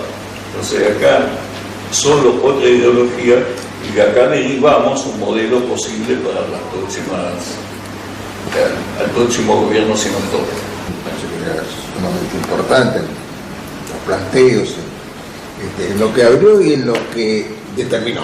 Y también quiero valorar mucho el video, sobre todo porque a mí he convivido ¿Lo habías visto? ¿Vos lo conocías? No, pero para mí Gustavo, Armando y Jorge son personas de mucho afecto y aparte del valor académico, tienen un valor personal, afectivo, me satisface mucho de alguna manera de nuevo con nosotros. Creo que en ese sentido hay la tecnología para algo sirve, por lo menos para esto. Bueno, como muy breves comentarios. Por un lado vos hablaste del tema de la estrategia, que a mí me parece que esto es sumamente importante. Por un lado, la estrategia, es un término militar griego, la estrategia se constituye esencialmente por una posición. El estratega no es el militar más eficaz en el instrumento del arma, sino que se ubica en una posición para ver la totalidad de la batalla. Y la estratega puede hacer cualquier cosa. Lo que no puede hacer es ceder su posición. Si él se condoliera de lo mal que le está pasando a un amigo suyo en el ala derecha y baja con su cuerpo a defenderlo, se quedamos sin estrategia. La estrategia tiene que mantener esa posición. Pero lo interesante de la estrategia es que si bien su origen es militar y en las batallas tradicionales la posición estaba físicamente bien determinada por un lugar de altura, la noción de estrategia se extiende a muchos lugares, obviamente al ámbito político, que es un ámbito que también tiene que tener una posición desde la cual poder ver la totalidad y resolver en consonancia con eso. Pero podemos decir que hay estrategia en el psicoanálisis. El psicoanalista tiene que tener una posición estratégica. Posición es el dispositivo espacial del análisis. Y además esta actitud de mirar desde otro lugar, ver la totalidad de esto. Es el estratega, el diseñador, el arquitecto que lo hace. tiene que ver la totalidad cuando hago una planta, veo todos los locales al mismo tiempo, cosa que te parece muy elemental, pero que es así. Y me parece que lo interesante es que la estrategia es un tipo de actividad central destinada a transformar el mundo, a apropiarse del mundo. Es operativa la estrategia. Y esta estrategia, como apropiación del mundo, de alguna manera se distancia. Yo no digo que se opone, se distancia de lo que podríamos llamar la metafísica, que es una reflexión sobre el mundo. Entonces, pero me parece que la clave, y en esto me parece que lo de Perón es sumamente importante, esto no es River Boca, es unir los dos. Es una actitud estratégica, con pensamiento doctrinario, filosófico, es una filosofía que esté destinada a una transformación, sin confundirla. Y yo creo que ese es el grave error de Marx en la tesis de Feuerbach, donde dice que hasta ahora la filosofía se ha dedicado a contemplar el mundo, una cosa así, y tiene que ponerse a transformar. Si la filosofía se pone a transformar el mundo, ya deja de ser filosofía y pasa a ser política.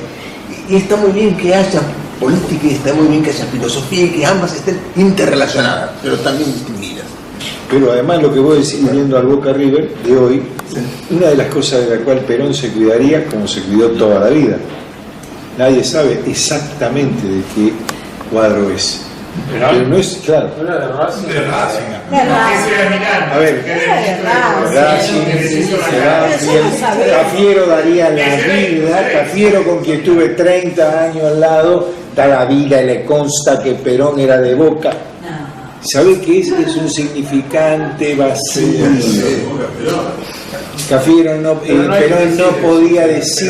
Cambiaba de cuadro, no me parece. No, la habilidad no es no tener un cuadro, sino que mi cuadro sea al mismo tiempo el tuyo. Porque yo sea del mío de una manera tal que siendo así del mío no soy contra vos. No necesariamente. Es muy difícil, pero ahí está la habilidad. Es decir, si nosotros no le consideramos los tipos de que va a vivir, aunque sea de Boca o de River, imagínate que te dijo que yo soy de Chacarita, a mí tendría que importar un carajo, me importa lo que va a pasar. Yo soy hincha de Chacarita. Pero estás seguro, digamos. Sí, pero soy absolutamente seguro, pero lo soy de una manera tal que un hincha de Atlanta, que es el equivalente al que sea de Boca o de River, no es mi enemigo. Es un adversario del juego porque se trata del juego. La otra observación que me pareció interesante fue esta idea que vos señalaste de Mao, donde niega la idea de la contradicción principal y habla de la simultaneidad de las contradicciones,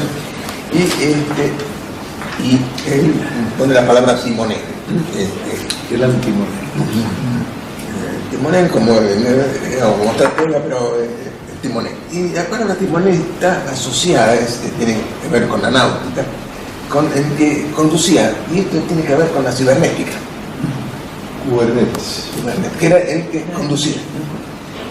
Entonces, esta idea de la cibernética, que nos parece que apareció ayer, en realidad ya estaba en la vieja conducción de los narcos y, por supuesto, en Mao. Y es interesante toda la informática, que hoy parece que la palabra cibernética de alguna manera fue desplazada por la palabra informática. Y también hubo un desplazamiento de palabras del propio instrumento. Se llamó, y todavía suele usarse, pero menos, ordenador en lugar de computadora. Y una cosa es ordenar y otra cosa es computar. El computador, el primer uso de la palabra computador está en los auxiliares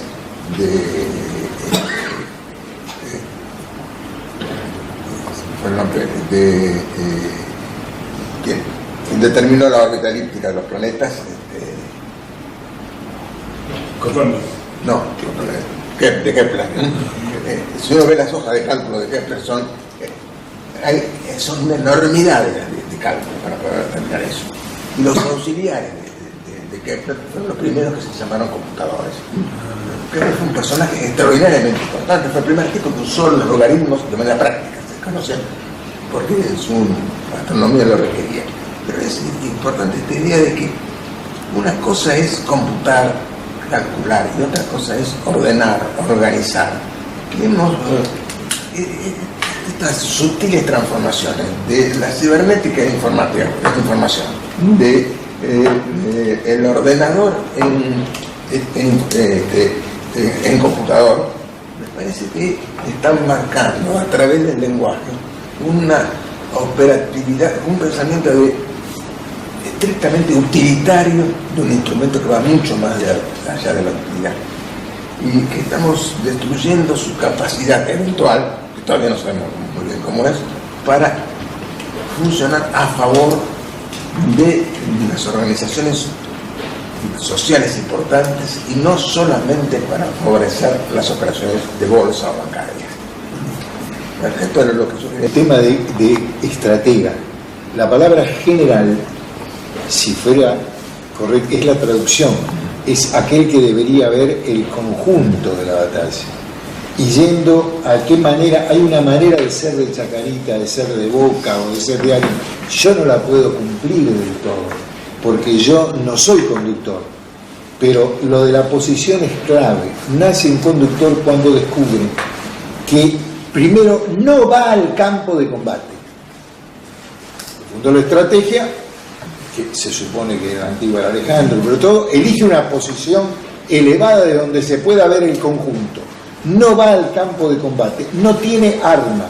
Su arma, y ahí bajo violentamente al peronismo, es un bastoncito muy chiquitito que no sirve para nada, que se llama arqué, que quiere decir principio en griego.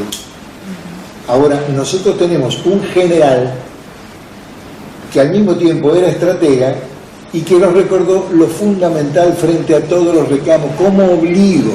¿Cómo hago yo? La respuesta, entre comillas, peronista es: Perón dijo que cada peronista lleva el bastón de mariscal en su mochila. ¿Lo sabrá llevar? ¿No lo sabrá llevar? Habrá alguno que tiene un bastón que le sirve para organizar su manzana, el barrio o su familia. Pero esto es el secreto. Cuando hablamos de empoderarse, es asumir esa parte. La conducción es algo muy serio, como para que esté en manos solamente de los políticos o de los economistas, etcétera, etcétera. Nosotros tenemos que recrear ese punto que puede, si quiero hacerme el modernoso, hablo de significante vacío. Y si quiero ir más aún, adelantar la cuestión, es la cuestión de la instancia de la letra. O sea, tiene que ser, así como nosotros para aprender a hablar nos dicen niña, la m y la a, ma, más, la, mamá, todo junto, mamá. Bueno, la sílaba sola no dice nada de unir a la otra, pero hay una instancia que es fundamental y es la construcción de la letra. Lo impronunciable tiene que estar en un lugar que sea monedita de oro para todo el mundo.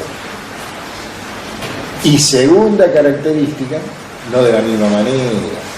A nosotros Macri no nos va a querer nunca, pero es uno de los que nos va a tener que querer a palos. Por lo menos después que le ganen la elección. Entonces, bastón de mariscal lo tenemos cada uno de nosotros. El otro asunto es constituir poder, lo que trajo acá Bruno. Esto es lo fundamental. Y nosotros tenemos que, nos pueden pasar tres cosas como en un partido de fútbol. Podemos ganar la elección, perderla o podemos empatarla. Si nosotros perdemos la elección en un balotaje, es posible que salgamos segundo y es posible que tengamos una buena representación parlamentaria. Es posible entonces que volvamos a ser la segunda minoría. Es nuevamente también bastante posible que nos pueda pasar la mierda que nos está pasando ahora, en que bastaría que nos juntemos todo y le ganamos. ¿Qué carajo de revolución hicimos? La década fue ganada, no tengo la menor duda, y lo que digo acá solo lo diría acá adentro. pero si yo la pude resolver con 12 decretos de necesidad y urgencia, algo falló. Totalmente. Pero perdón, no es nadie culpable, ¿eh?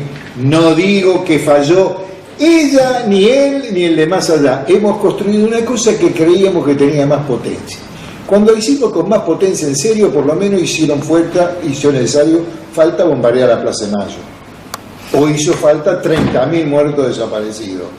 Si hace falta para borrar a los otros del mapa, nuestra conquista, 12 decretos de necesidad y urgencia, garantizados por los traidores que tenemos adentro, que una mayoría, la comisión que tiene que verificar los decretos de necesidad y urgencia está en manos de la oposición, por obligación constitucional. Así que hay que decirle, a ver amigo, ¿y usted qué hace? Bueno, de manera que no hay posibilidad de obligar, Carlos, no hay ninguna posibilidad de obligar en política, decir, ¿cómo? Tengo que construir una estructura dentro del cual el tipo esté obligado. Ese es el secreto. Y el otro tema, que es el tema de Constitución de 49. No. Más aún, recomiendo especialmente un libro que se llama Perón, 1973-74. El autor es Pajarito Fernández Pardo y Frenkel. Estudia un año de la vida de Perón, es un tomo así, ediciones de Córdoba, del copista de la ciudad de Córdoba. ¿El economista? Sí, no, Frenkel, el sociólogo. Bueno, tiene la mejor documentación sobre ese año. Y por ejemplo, está la documentación concreta de algo que Perón hizo. ¿Y por qué creen que un gran adversario separaba al amigo? Perón había constituido adentro de la Casa de Gobierno una sala de situación que estaba en el mismo piso que el despacho presidencial que él ocupaba, donde dio la orden a Damasco de que allí puedan trabajar los líderes de todos los partidos políticos, y le encargó en esa sala de situación la redacción de una nueva Constitución Nacional. Había que hacer una nueva Constitución Nacional. ¿Y qué quedó? Quedó que pasó lo que pasó, en el 65 Perón se murió y después pasó. Ahí hay elementos, le pidió que alimentaran la sala, entonces los tipos tenían a su disposición estadísticas, mire, está contado en el libro, no quiero perder tiempo, pero véanlo. Por eso es algo que me preocupa mucho. Hay dos grupos del peronismo que con la mejor fe del mundo y son compañeros, están trabajando en hacer motivo de campaña una nueva Constitución. Hay cosas que se hacen y no se dicen. Si nosotros formamos parte, hacemos motivo, apenas ganemos la elección, sacamos la... ¿Saben qué van a hablar rápidamente del adversario? Van a decir que queremos construir la tercera tiranía. Imagínense por la Constitución. Pero van a ser igual. O sea, No, ¿sabés qué pasa? Que lo digan. El tema es este. El tema es hacer como dijo Perón, que se la sacó así a la mesa y dijo, acá está la Constitución Nacional. Vos tenés que la Constitución Nacional asume en el 46. La Constitución Nacional estaba redactada y preparada por el Consejo Nacional de Poder.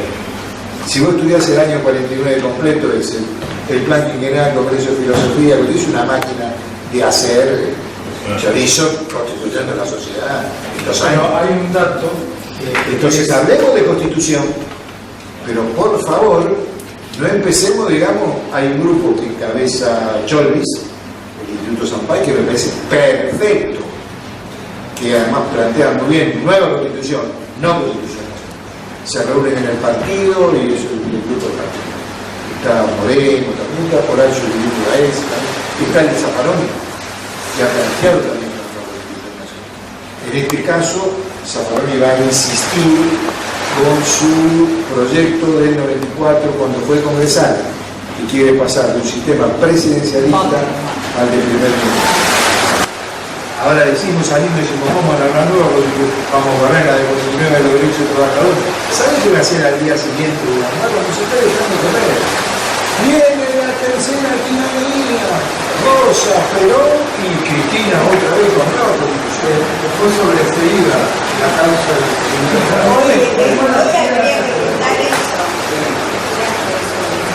Bueno, compañeros, yo tenía una cosita.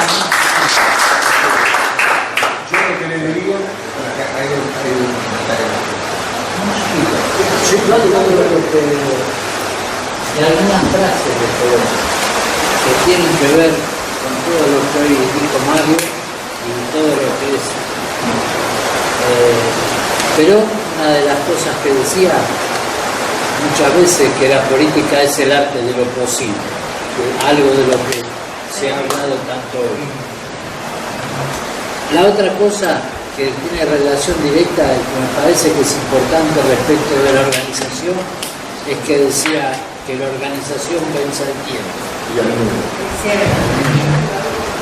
Y que lo que menos le había costado en la vida había sido ser general, porque eso era haberse portado bien y haber seguido una serie de normas. Lo que sí le había costado es ser Perón. Es como que creo que son las cosas que más o menos... Por eso lo que no tengo claro, Mario, si te quiero preguntar, es si respecto de la tesis y la antitesis, cuando hablamos de tercera posición, hablamos de tercero, porque en una época lo que era tercera posición era como que el peronismo, Perón era tan equidistante del marxismo como del capitalismo.